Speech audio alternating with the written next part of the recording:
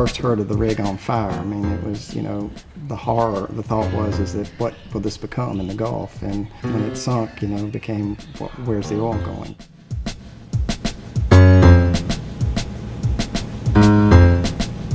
We're going to the source for a few turns there, and got a documentary being made on board, and be there for a few turns, and then we'll talk to you on the way out. Immediately the interest became is to get out and really see what was going on, because from the beginning it seemed to be downplayed. So we immediately looked at ways to not only get out there and see what was going on, but also hook ourselves up with groups that would get the information out, the real information out. 3 days after the well sank, after the rig sank, the slick was 30 miles long and 15 miles wide. We flew out 3 days after. There were 3 boats, none of whom were working, no skimming activities, no booms, 2 airplanes, spray and dispersant. That's it.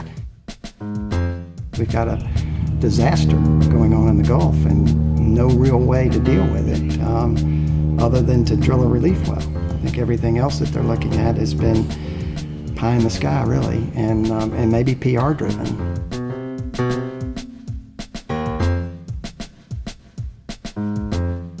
Long-term situation here, and we're end of the summer at best. We've got the most critical period in the Gulf in terms of spawning fish and shellfish, and I think we're just going to be seeing the results for years. And I'm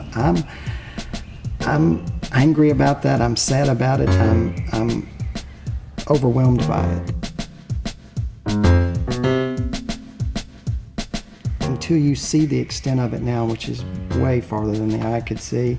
I mean, it even goes out of the lenses on satellite shots now.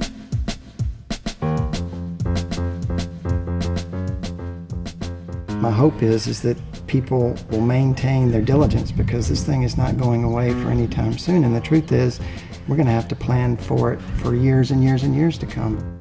So all you can hope for now is that they get it stopped. I mean, that's the hard part about taking all this in, is there's no end in sight. I mean, there needs to be an end for me to grasp it. I can't even, it's so pervasive now that it really, everything I do is with that in the back of my mind.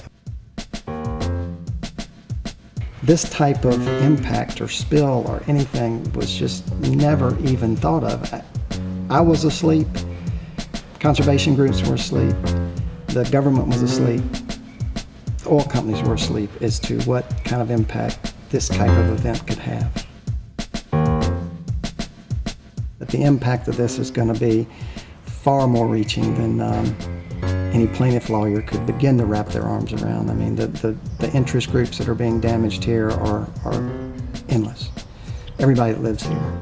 And that's the sadness. That's the sadness I feel for this place that I grew up in, because it is truly never going to be the same again. Hard to feel hope when that monster's approaching your shores. It really does. It's like a living thing now. It has become a living thing out there, just reaching for you every day, just a little, with their more and more tendrils out.